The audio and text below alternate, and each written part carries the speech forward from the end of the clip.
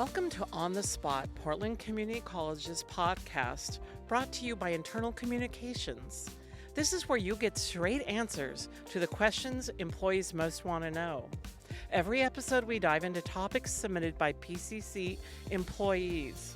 Whether it's about college operations, our community, or amazing people behind the scenes, we're on the spot for you. And the best part? Each episode is short and to the point.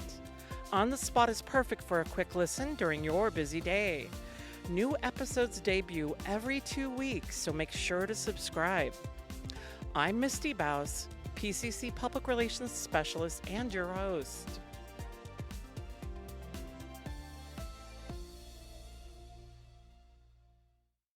In honor of Earth Week, this week's podcast is a two-parter. It's all about sustainability, brought to you by Briar Wray Associate Dean, Sustainability Strategies. Please enjoy part 1. I'm with Briar Wray, Associate Dean of Sustainability Strategies. Briar, welcome. Thank you. Hi. It's so good to have you here. I just wondered, around the college, we see things like our vinyl banners that we redid for the new year, that you recycled those, over 200 pounds worth. Lots of exciting stuff happens around campus, and those were kept from landfill. But I'm wondering if you can talk broadly to the college about how long you've been in your position. Sure. So I have been with PCC going on 13 years now. And when I first joined the college, I was in the sustainability analyst role. So I started doing a lot of data. I would help calculate the college's annual greenhouse gas inventory or carbon footprint. I led our initiative around reporting to the Sustainable Tracking, Assessment, and Rating System, which is the global standard for reporting on sustainability in higher education. Did a lot of research, that kind of stuff. And then I think it was about a year and a half after starting at the college that I transitioned into the sustainability manager role. And then I did that for a very long time. And recently, with some of the reorg efforts, have some new areas under my umbrella, and I have now been reclassified as an associate dean.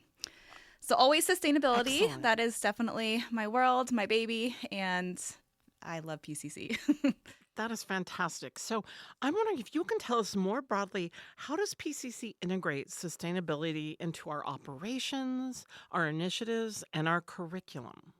Sure. So PCC has been a leader in sustainability for nearly 2 decades now, and we started our really big push in 2006. And since then, we've worked hard to really integrate it across operations, academics, student engagement, community engagement as well. And, you see it show up in things like the college mission and lots of our key planning efforts. Some things I like to specifically point out kind of on the education side. One thing we're really excited about, we have a Student Sustainability Focus Award. So students can pursue that as they take kind of an interdisciplinary approach to their studies and care about sustainability. We have over 140 courses that touch on sustainability or focus on sustainability, and that cuts across 46 subjects at the college or departments at the college. We also have a council that's faculty focused. It's called SPARK, and Sustainable Practices for Academics and Resources Council. And that group, they really focus on providing training for faculty so that they can integrate sustainability across curriculum. They host a lot of great things like lunch and learns, trainings, and other resources for faculty. We also have 5 learning gardens at the college, and that is one of our favorite initiatives. It's a really great example of what we call a living lab or hands-on learning opportunities. It supports community, student leadership, also helps support a lot of our food security efforts on campus. And are those at all the campuses? Yes, so we have one at every campus and then also our Newburgh Center. Excellent. So what steps would you say that PCC has taken in reducing environmental footprint of the college? Mm-hmm. Sure. So thinking about some of our operational stuff, first and foremost, I always like to point out we have a climate action plan at the college. And this is our 3rd iteration. We updated it in 2020 2021. And this is our climate action plan focused on education, equity, and resiliency for a just transition. So that really lays the groundwork for kind of our focus on reducing our operational carbon footprint, as well as how we support education and community engagement around sustainability. Some of the kind of operational pieces have a really strong commitment to renewable energy. So both through on-site PV arrays that we have, largely funded through bond projects, as well as some really large renewable energy contracts we have with our utility providers. Collectively, that's more than 10,000 megawatt hours of energy annually. So essentially, we've replaced about half of our electricity consumption with clean renewable energy. And we expect that to be 100% by 2030, which is very, very exciting. We also have a strong commitment to LEED certification, and LEED is Leadership in Energy and Environmental Design. So this is largely in collaboration with planning and capital construction. So all of our new projects must meet at least a LEED Silver minimum, but we actively strive for LEED Gold and have lots of LEED Platinum buildings as well. And we've also been working closely with Plan and Capital Construction and Facilities on electrifying our fleet. And so that's transitioning the college's vehicles from fossil fuel combustion vehicles to electric vehicles. And so collectively, a lot of these efforts and many, many more have helped contribute to 46% reduction in Scope 1 and 2 emissions since 2006. That's quite an achievement.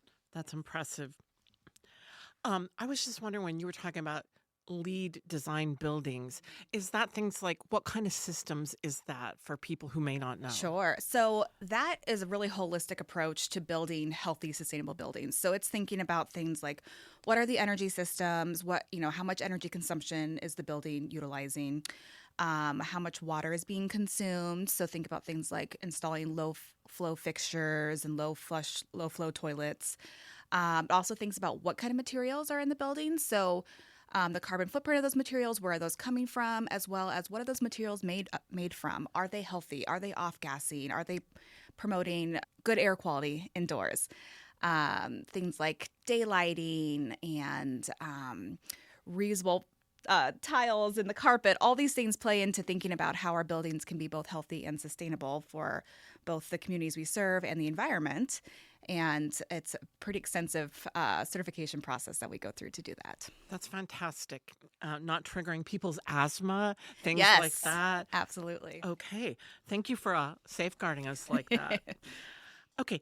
What is my next question is about the passion and the need for sustainability. And I know that you guys are full of events and a conference or more that you've done. And I think that you can tell us, because I think it's pronounced, is it WOHESC? Yes. And that stands for? The Washington, Oregon Higher Education Sustainability Conference. And you guys just finished that this spring, We right? did. Yes, we hosted it. Had over 450 folks from around the region join us for this conference. It was quite a feat. I think it's the college's first time hosting a conference this size. So it was very, took a lot of hands, and I'm very grateful to everyone who was involved in helping the college host this. But it was very exciting for a lot of different reasons. One, getting to show off all the great initiatives and programming that PCC has. We were featured in every single portion of the conference. So keynotes to having multiple sessions during the breakout portion of the conference. We hosted 2 tours, one at our Rock Creek campus, one at our new LEED Platinum mass timber building, the Opportunity Center at 42nd. Yes. And I think what's really great about this conference, we get a lot of professionals in sustainability regionally, especially focused on higher education, but about half the attendees are students. And so we're really empowering and educating and exciting the next generation of leaders in this work. And they just bring so much knowledge and so much passion and so much commitment. And it really just kind of brings it full circle, I think, because there are lots of times working in this field where you just feel sometimes a bit hopeless, I think, and there's just so much to tackle. And, it feels like we're never doing enough fast enough. But then when you see these kind of ripple effects from the different students that you're engaging with, and just knowing they're going to go out and be leading the charge and moving us towards kind of where we need to be as a global community, it just gives me so much hope. So it was a wonderful conference. We got a lot of great kudos for our initiatives and our program. And I think sometimes in the higher ed world, people forget about community colleges a little bit, and we're doing more than a lot of four-year institutions across the country. And so just to remind folks just the importance of community colleges and how we can lead, especially when we think about sustainable community development, green workforce development, walking the talk, all those things. It's great to host and show that off. Well, this is a good point. Kudos to your team for this momentous effort. How big is the team here at PCC? Oh, gosh. Well, we're big. And that speaks to, I think, the college's commitment. But in my direct sustainability team, I have two folks. I have our sustainability analyst and our sustainability coordinator, and that's Jade Benchaka and Stefania Fragosi. With the Learning Gardens program, we have 4 coordinators and then several part-time staff and lots of students that are in work study positions and casual positions that help support the Learning Gardens. For Spark, we have 2 co-chairs. And then beyond that, we have one of the things I help coordinate the college is our Sustainability Leadership Council.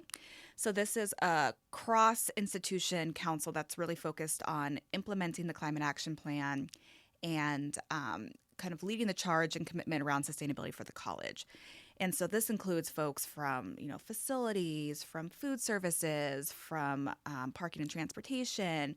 We have lots of faculty involved. We have administration involved. We have student leaders that sit on the council. And so this group, is really the folks who are boots on the ground and leading this effort, cross-institutionally. So, it's a huge effort. It's a collaborative initiative at the college, and that's what makes me so proud. It's comprehensive and really integrated, isn't it? Yes. Well, there's a lot of folks with a lot of hands and people volunteering in those learning gardens. I know. Thanks to all out there listening who get their hands dirty doing that. Yes, they're wonderful. Yeah. Okay, so I'm wondering about an event I heard about. Can you talk about the Worldwide Climate and Justice Education Week? Yes. So this is a global initiative to really encourage higher ed institutions to focus on climate solutions and climate justice as part of their curriculum for 1 week in April. And this kind of aligns with a lot of programming around Earth Day, Earth Week, Earth Month, you pick depending kind of on your focus. But so this is our first time participating because it hasn't always aligned well with our terms in a way that faculty can meaningfully integrate this into their courses. So this is our first time. So one, it's a push, it's a call to action around for faculty to integrate climate into their course for that week and talk about the importance of addressing the climate crisis in an equitable way. And then also we are featuring a series of events, at least one per day during that week, that faculty can bring their classes to, or students and community members can attend if they just want to learn more. Some of these are, for example, we're giving a presentation on our climate action plan and how we integrated climate justice throughout the planning process and into our goals and objectives, and continue to use a lot of our equity tools and resources through implementation of the climate action plan.